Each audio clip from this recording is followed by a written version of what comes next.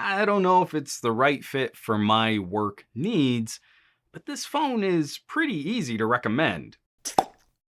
I shouldn't need to spell this out, but I feel these tech reviews have fallen into a binary trap. Win or fail, buy or don't buy. If I say something nice about one phone, people take that to mean it's the only phone worth buying, says Juan. And none of my reviews work that way. Most gadget reviews get positive reviews because I feel most gadgets live up to the manufacturer's claims. And from there, we just want to try and find who might be the right fit for that particular device. A phone might be the right solution for a smaller niche audience, but that doesn't mean it failed in the market because it didn't sell as well as a more popular brand. The OnePlus 9 Pro is a really easy phone to recommend and to a fairly broad group of potential consumers. The philosophy of this label has changed over the last several years, but in a pivot to more mainstream consumers, I think the DNA of the brand still represents a snappy performing phone with some practical hardware wins, good software support, and often at a competitive price against similar offerings from Apple and Samsung. Even walking away from the focus on enthusiasts, OnePlus carved out this segment, and Samsung is trying to muscle in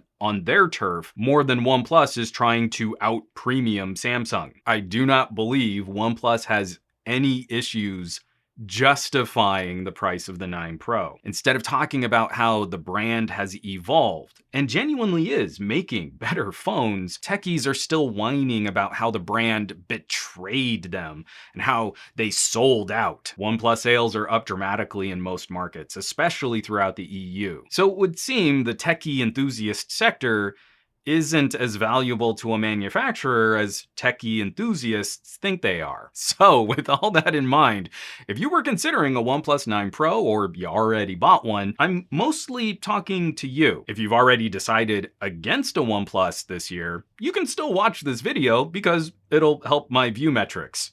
It's good for me. I talk a lot about categories of phones, and I'm super critical of using the Pro label on something like a phone. I think very few phones live up to that, so I wish this was called a OnePlus 9 Plus. But what we have here is a solid example of a premium all-rounder phone. It plays games well, but I wouldn't call it a gaming phone. The camera hardware is fantastic, but we're short some of the features that would enable better content creation, especially for video. This is a nice way to get the extra horsepower and lifestyle features that move a user beyond covering the basics, though we don't quite land the power user productivity features. Again, techies want me to boil this down to buy or don't buy, but instead, we should be looking at phones like the Transformer power metrics on the back of the box. It's not good or bad, but varying degrees. We gotta find those shades of gray. Okay, the build on this phone is simple, straightforward, it's aesthetically pleasing, but increasingly, I can't weight the looks that heavy when I have to strongly recommend folks put their phones in a case. My 9 Pro has been used almost exclusively in the EvuTech carbon fiber case supplied by OnePlus in my reviewer kit. These things are just too expensive now to use them unguarded. So the phone is gonna look as good as the case you put on it. As one minor aesthetic consideration, I do like that the main cameras have their own individual stovetop rings, which should minimize potential damage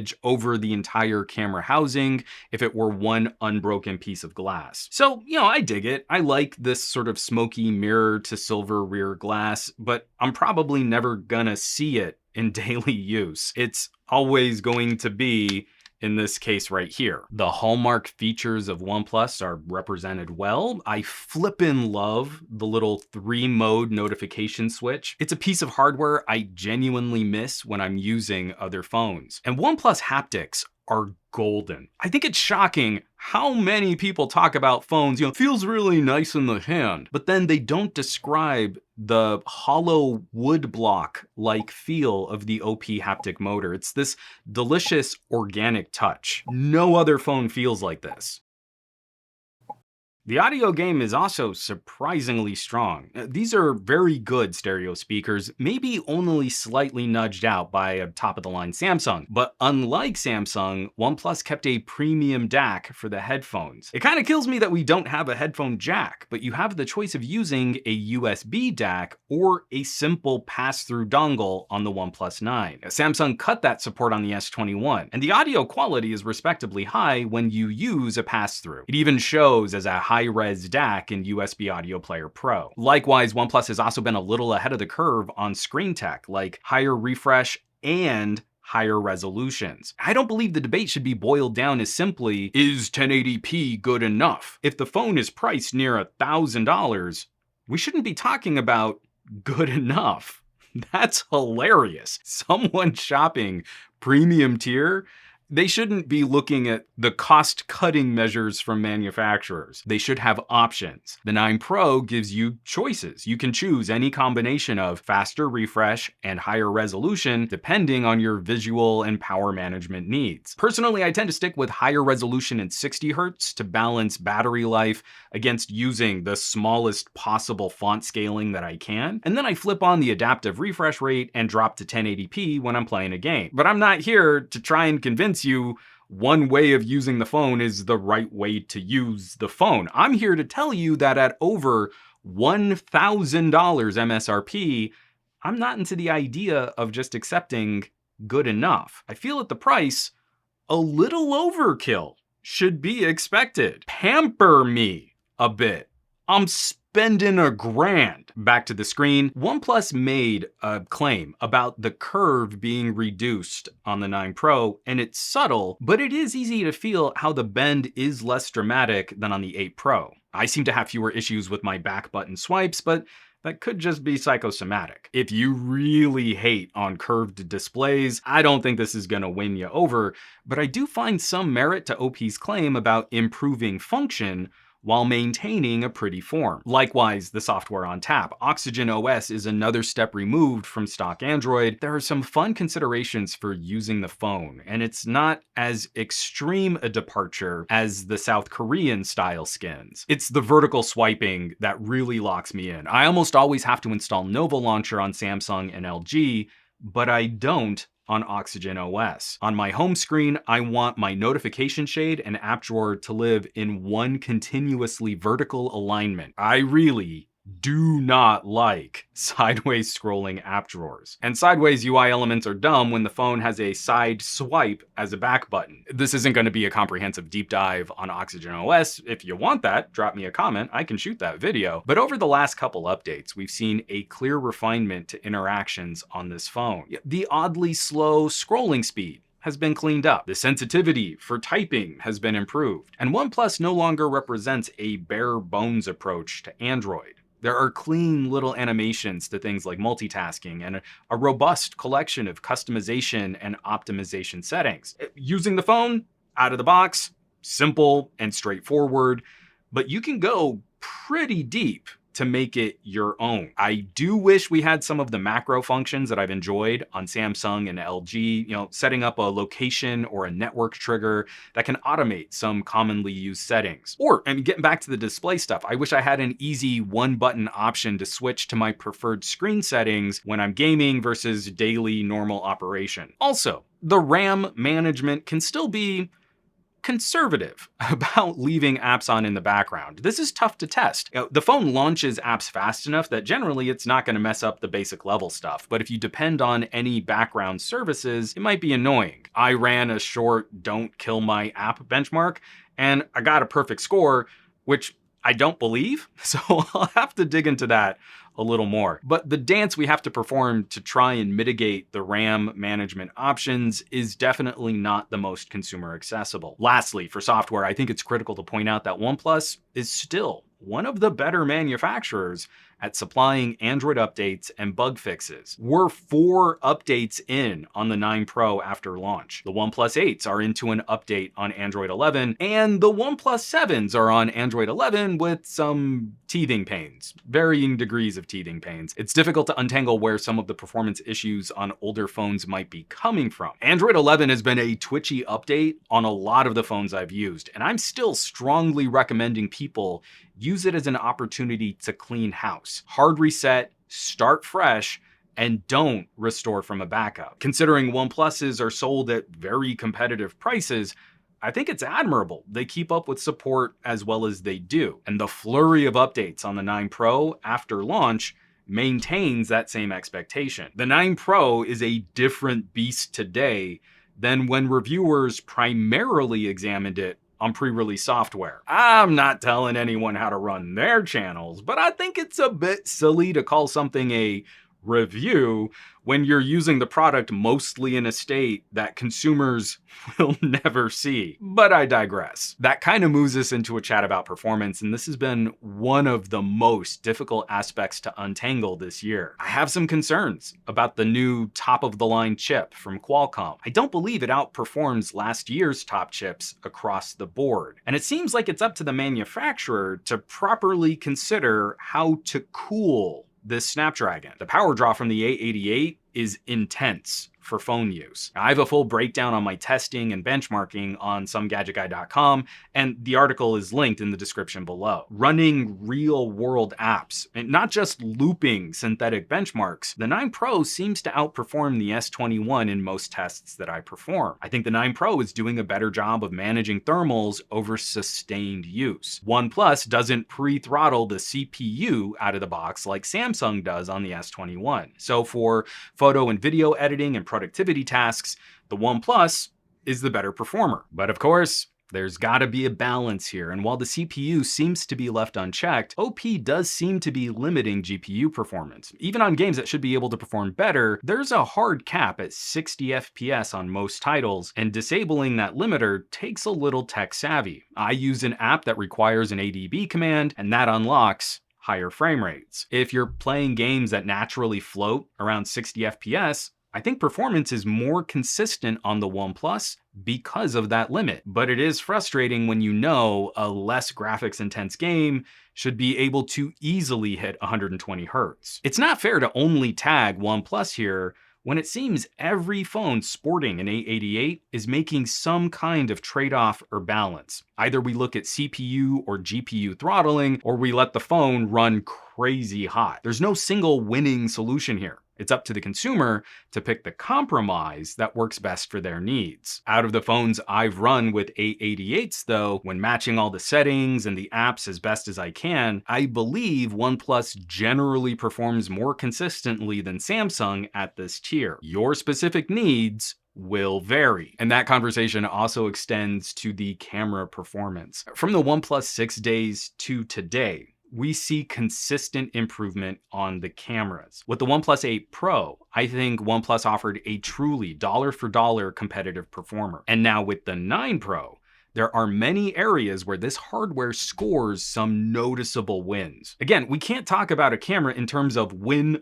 or fail. I have a deep dive on this shooter, and it's a 40-minute long video. Even my conclusion cut down is longer than what most reviewers include in their overall phone reviews. I'm not gonna repeat as much of that video here. You can also catch those other videos in the description down below. But what I'll reiterate, these are the best main camera and ultra-wide sensors you can get below the price of a Galaxy Ultra. OnePlus is doing a phenomenal job of leveraging these sensors to create their own specific vibe for post-processing. And I generally prefer the more contrasty look of OnePlus's auto mode over the brighter and more saturated look of a Samsung. The performance and low light advantages here are shaming the sensors used on a $1,000 iPhone 12 Pro. And in general use, this focal range only starts to show some weakness on the telephoto side outpassed around 8 times zoom. An S21 Plus has a stronger telephoto, but from ultra wide to the main camera, the 9 Pro is handily trading blows against the more expensive S21 Ultra. OnePlus's camera software has gotten much stronger over these years too. Shutter lag on these pixel binning sensors has improved significantly, though you can still see some moments where the shutter pulse doesn't capture the exact moment that the shutter was pressed. But this has largely fallen in line with where we are on Samsung with their HDR processing too. The manual camera app is one of the best laid out that you can use, and includes a wonderful option for focus peaking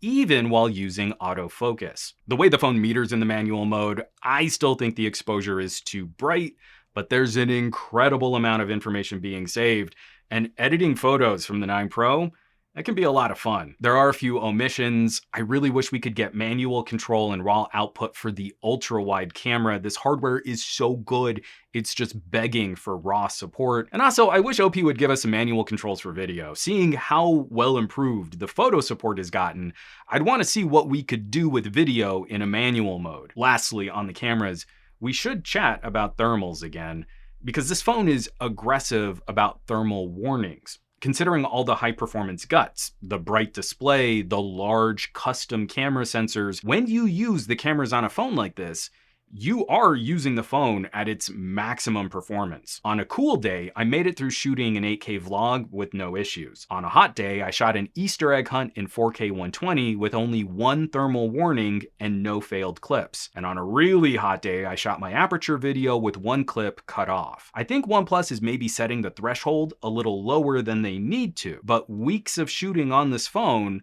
I've only lost part of one clip. My experiences here compared against the S21, I got fewer thermal warnings on Samsung, but I dropped more frames and had more clips shut off over a shorter review period. I think the camera game on OnePlus is top tier. It trades blows really well against more expensive phones, and it affords folks a ton of options for crafting content. If you care about composition, this phone is really fun to use.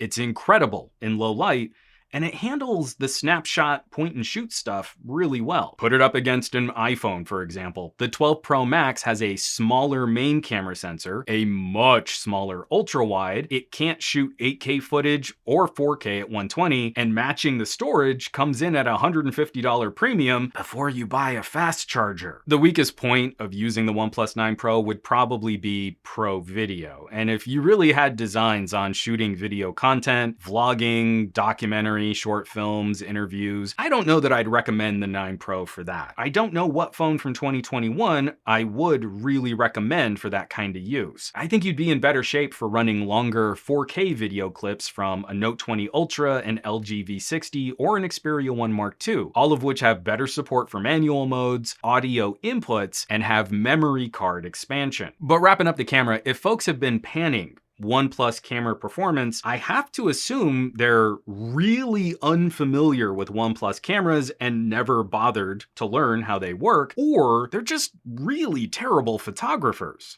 There are different pros and cons here, but OnePlus is easily deserving of consideration in this price tier and wins a lot of fights dollar for dollar. Shifting quickly to battery tech, pretty much everything is going to feel like a battery downgrade after using an LG V60. I think the 9 Pro is a solid performer, but whenever we have a phone with options, it's difficult to quantify stuff like battery performance. You can crank resolution and refresh and use a bunch of power-hungry apps on a chip that runs really hot, and your battery life will be garbage. Obviously, screen on time is becoming meaningless as a comparison point. Battery testing is often conducted in ways that consumers will never use their phones. These metrics that we try to use to arrive at a simple number score don't help you predict what your experience will be when the phone is in your hands. When you need better runtime, turn some stuff down.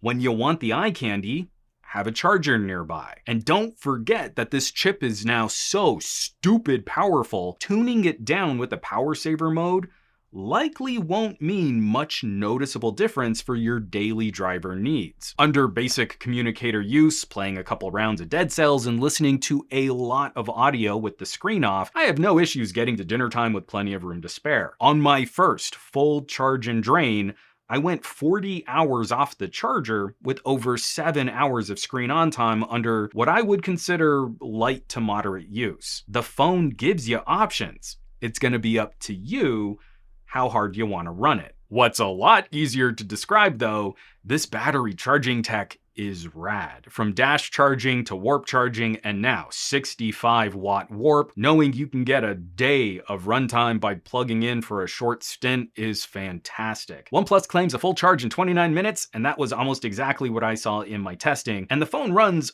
a little warm, but it doesn't get hot if you leave it alone while charging it. I don't charge overnight on any of my phones now. I try not to use my phones while charging, and OnePlus makes this easy for how fast warp charging is. Ditto the wireless fast charging. I've been critical of wireless charging for adding additional heat and wearing out a battery faster. Those concerns remain when you can wirelessly charge here faster than many phones cabled charging. This is really impressive from a technology perspective, and when you need a fast top-off, you get a fast top-off. But like other aspects of this review, that's one option. A premium phone gives you the option, but I don't know if that's the option I would use all the time. And we can drill that down even a layer deeper when we talk about reverse wireless charging on phones. The 9 Pro can be used to top off other gadgets, but I really hope people aren't using that as a primary method of charging their earbuds. You can charge another gadget more efficiently and with less heat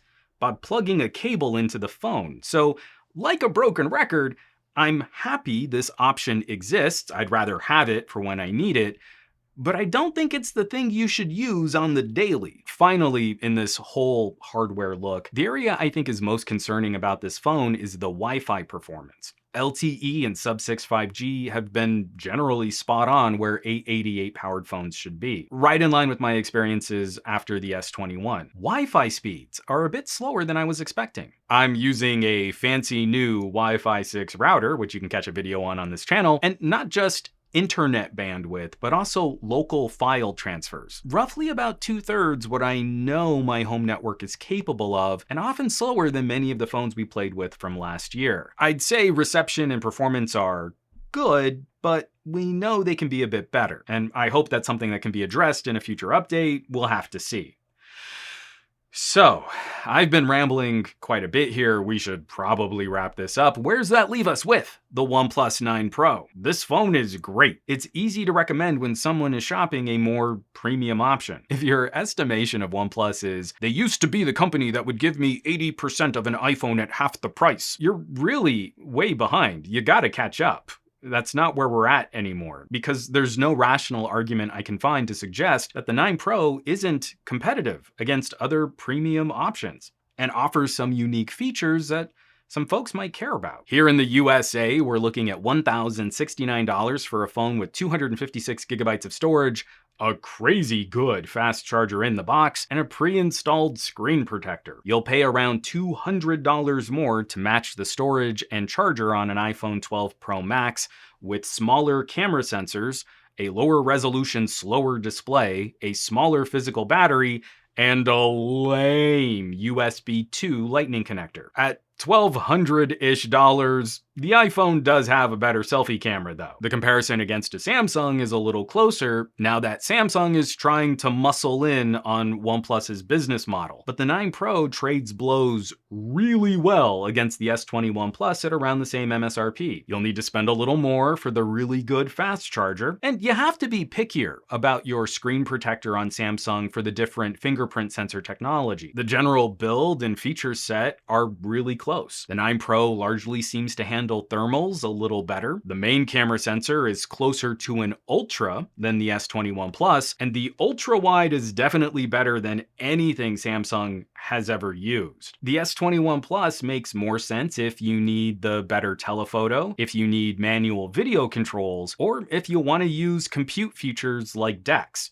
because DeX is really cool. OnePlus offers some trade-in deals. You can currently shop the Pro and get a fun freebie like earbuds, a warp wireless charger, or a case ready to go when you buy. You can finance one through OnePlus or through a carrier, so it's never gonna be an oranges to oranges conversation if we're only talking about Samsung on sale and OnePlus at full MSRP. If I can find a brand new S21 Plus for $100 less, myself personally, I'm not going to feel great about saving $100 to get poorer main camera performance, slower photo and video editing. The 9 Pro is hanging in there well enough that even an S21 Ultra, near the same price, might not be a foregone conclusion for folks shopping the features they care about most. There's a unique feel here. As prices climb, those finer differences matter in how we might recommend a product, especially a premium product like an expensive phone. This is a luxury, and beyond just the fashion flex of owning an expensive label, we should be asking what it means to get $1,000 of use out of a phone. That's why there are more than 2 options for luxury cars or premium boots. It might be something small. It might be something practical. It could just be something emotional, but spending this much means we should nail the vibe. We should nail that feeling, get you lit up about a purchase, and not leave you feeling exhausted the next time you need to upgrade your phone. When we say things like, vote with your wallet, we kind of need to mean it. We can't keep getting frustrated about Samsung copying Apple by cutting features and removing accessories from the box, and then continue giving Samsung our money because you got a little more for a trade-in. I mean, if you're really into Lexus, you're not gonna be happy jumping ship to a Beamer just because you got a slightly better trade-in deal. When another phone pops up that truly competes well, feature for feature, we need to acknowledge that competition. We can't just pay that idea lip service and then act like there can only be one winner in this space. When you really get to use multiple phones and you give them a fair shake, those little nuances start to stand out. It's what really makes one phone fun, when you get that sense of, oh, this would be a really good fit for this type of consumer. If you're really looking at shopping a OnePlus 9 Pro this year, I think you're in for a treat. It wins some fights, it loses some fights, and it has a lot to offer someone looking to do more than just cover the basics. Smartphones are only fun to talk about. They only get better when we have good competition and we acknowledge that that competition exists. I think OnePlus is doing a very good job of keeping the pressure on this year. As always, thanks so much for watching, for sharing these videos, subscribing to the channel. Supporting your favorite content creators has never been more critical than it is today, so I greatly appreciate those of you who are. You're checking out the links down below, maybe you're shopping a little merch. That kind of stuff really does help keep production rolling on this channel. You can find a full list of all of my affiliates and partnerships on SomeGadgetGuy.com, or you might consider, just maybe, joining the list of names scrolling by on your screen from my Patreon, patreon.com/SomeGadgetGuy. This list is basically the coolest collection of tech pals available on the web, so I hope you'll check them out. Now, you know where you can find me around the rest of the internet, at SomeGadgetGuy on the Twitters and the Twitch, Facebooks and the Instagrams, and I will catch you all on the next review.